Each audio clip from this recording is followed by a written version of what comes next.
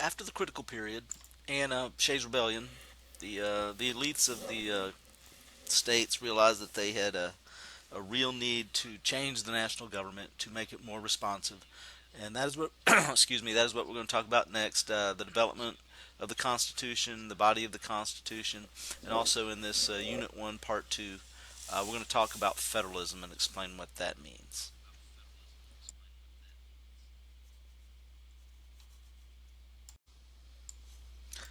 So all the different states convened a constitutional convention. Okay, it means just groups of elected or appointed leaders from each of the states got together for, and this is important, the sole and express purpose of revising the Articles of Confederation. The sole and express purpose of revising the Articles of Confederation. Now, revise means change or adjust or tweak. What it does not mean is throwing them away and starting over again. But that's really what happened.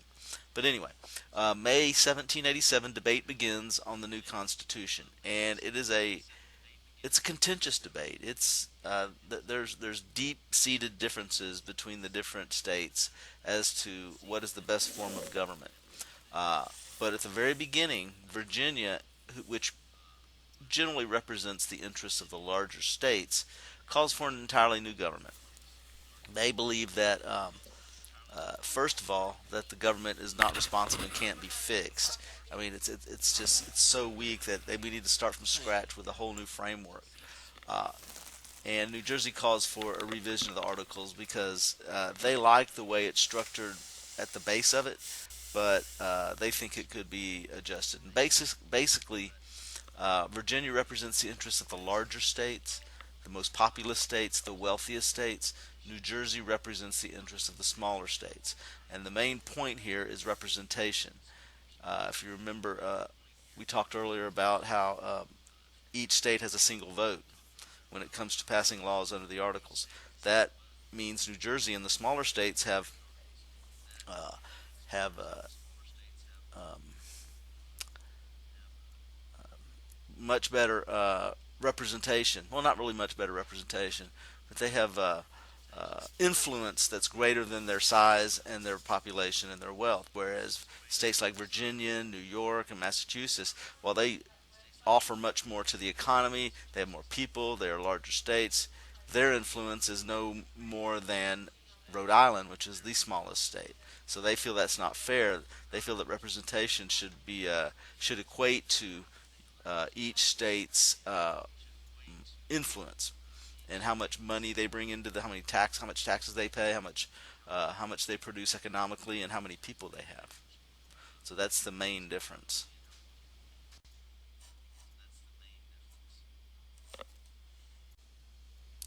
So the Virginia Plan, as it will be called, was promoted by James Madison, who is also called the father of our Constitution, one of the more underrated minds of the Constitutional Convention. Uh, Madison, with his Virginia Plan, called for a bicameral legislature. That means a two-bodied, two-house legislature. Uh, and it would consist of the lower chamber, which would be called later the House of Representatives, and these members would be chosen by popular election. Okay, the people would choose the members of the lower chamber, and the number of members of the legislature that each state had in the national legislature would be based on population. So it'd be proportional representation, meaning whatever proportion of the population you had in a state, of the national population you had in a state, that's the proportion of representatives you would have in the legislature. So the upper chamber, according to Madison, should be chosen by the lower chamber from state legislature nominees. So the upper chamber would be out of the hands of the masses. The lower chamber would be chosen by the elected by the masses. The upper chamber would be chosen by the lower chamber that was elected by the masses, but they could only choose from nominees selected from the state legislatures, those legislators that were elected by to their state legislature, to the Congress of their each individual states.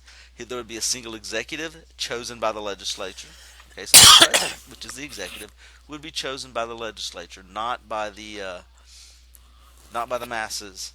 And then the judicial branch, it would be superior to the supreme. It would the judiciary, the national judiciary that would be created under the Virginia Plan, would be supreme. It would be the supreme law of the land, and it would be a Supreme Court with inferior courts. Now, New Jersey Plan, which was promoted by William Patterson, called for a single unicameral legislature, just like the legislature that under the Articles of Confederation, with equal representation, just like under the Articles of Confederation. Uh, but because of the problems that had arisen under the Articles, additional powers could be given to Congress, according to Patterson, to make Congress work. Powers to tax and actually enforce tax collection, which was a major problem of the under the Articles. Uh, Power to regulate interstate commerce, to regulate trade, and of course the power to raise an army and provide security to the nation. These powers would be added to the existing powers of the legislature as they are under the Articles of Confederation. Uh, According to the New Jersey Plan, he called for a plural executive, multiple members of the executive. I guess you might call it an executive council of probably three people. And my guess, and I don't know this for sure, but my guess probably is that they envisioned an executive council serving as the presidential um, council from based on the three different members from different parts of the country. You have somebody that represents the southern interests, somebody that represents the middle state interests, somebody that represents New England. And also he called for a court system, which included a Supreme Court. So both Virginia and New Jersey plan recognized the need for three branches of government, which we didn't have under the Articles. We only had the one legislature, but both are calling for some sort of an executive as well as a judicial branch of the government.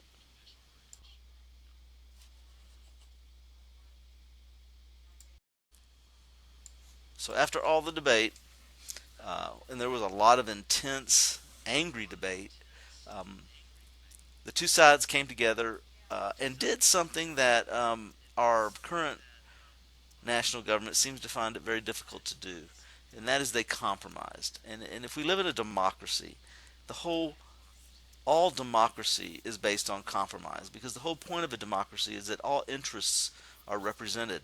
The people, no matter what your background, your religion, economic status, uh, whatever, your interests should be represented in government, and so everybody needs to have a voice, and therefore you must always compromise.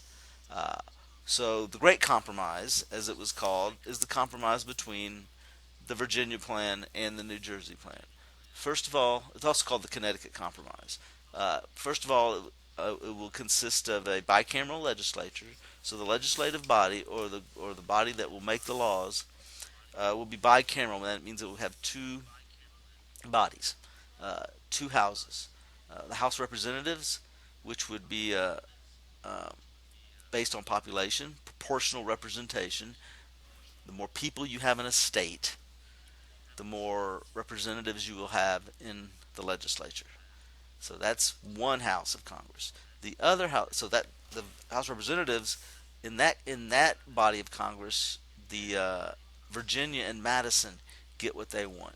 Then you have the Senate, which is the second body of Congress. It will consist of equal representation. Each state will have the same number of senators, regardless of their size, regardless of their population. And so that is a win for the small states like New Jersey and Rhode Island. The executive will be chosen by an electoral college, which we'll talk about later in the semester. But it is not the masses that in the end finally choose the president. It will be something called the electoral college. In the case of a tie in the electoral college, the House of Representatives will choose the president. The president will serve a 4-year term with no term limits, and the president may be removed um, through a process called impeachment, which we'll talk about later. Now, there was another divisive issue at the Constitutional Convention that sprung up after the determination that the House of Representatives would be based on population, and that was the issues of slaves and how they would be counted for those purposes. If you think about it, the southern states with all their many slaves, and many of them had they had a larger slave population than they had a free population. Um, Many those states were like ecstatic because they were thinking, yes, we can count our slaves for purposes of representation, and if they were able to do that, they would have had a majority in the House of Representatives. The slave states would have. Well, the northern states vehemently resisted this idea that you could count slaves. They said, "Well, you treat these people as property. They have no citizenship rights, uh, and you treat them as property. So how can you claim them to be counted as citizens?" So this was a division that was created, and they also here came to a compromise. Slaves would be counted as 3/5 of a person for determining representation in the House of Representatives. So for every 5 slaves you had, you could count 3 for purposes of representation. Now, this gave the southern states and the slave states uh, more representation in the House of Representatives than they would have had if they couldn't have counted any of their slaves. But it did not. This system of counting did not allow them to have a majority in the House of Representatives like they would have had if if they would have been able to count each one of their slaves. But it was another form of compromise.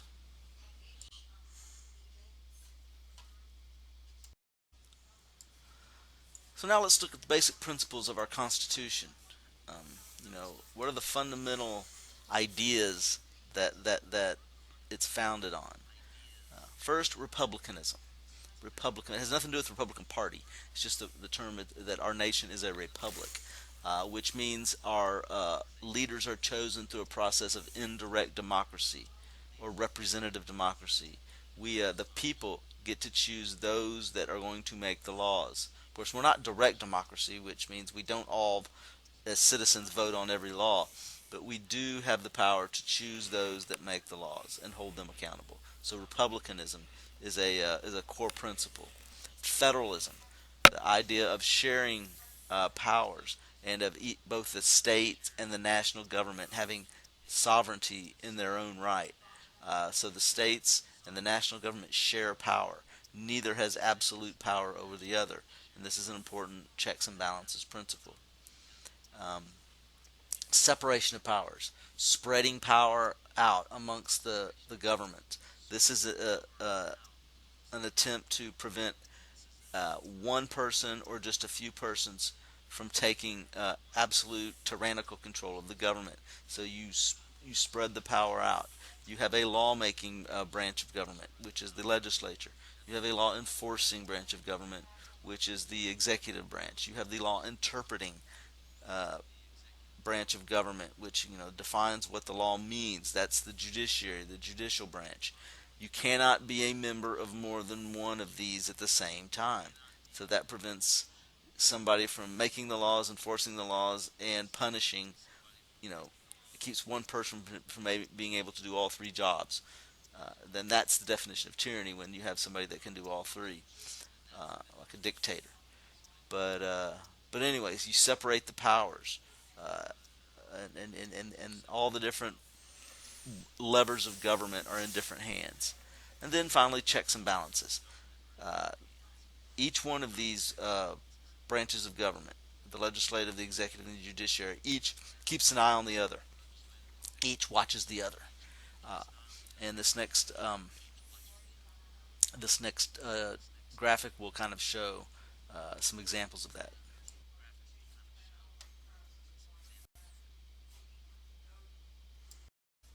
Now we're not going to go through each of these. You can look at them later, but just as an example, the arrows follow from one to the other. If you look at the executive, the president, and the arrow pointing to um, the, the the judiciary or the courts, the president can appoint federal judges. That gives him power over the judiciary. He can grant pardons and reprieves, meaning he can override in some ways actions of the judiciary. Also, you'll see the president, he can veto legislation If you see the other arrow there, he can call the legislature into special session. He can propose bills. He acts as commander in chief. These are powers that he has that can limit the powers of the legislature. Now, the legislature, if you'll see that picture and then move upward and the arrow pointing to the president, uh, can override presidential vetoes. Of course, they can override presidential vetoes, impeach the president, remove the president, propose amendments to the Constitution, declare war. While the president's commander in chief, only Congress can declare war. And so, there's just, in the judiciary basically has maybe the most power as far as in the checks and balances system, because they can declare any act of Congress or any act of the president unconstitutional, and therefore, at least theoretically nullifying their actions.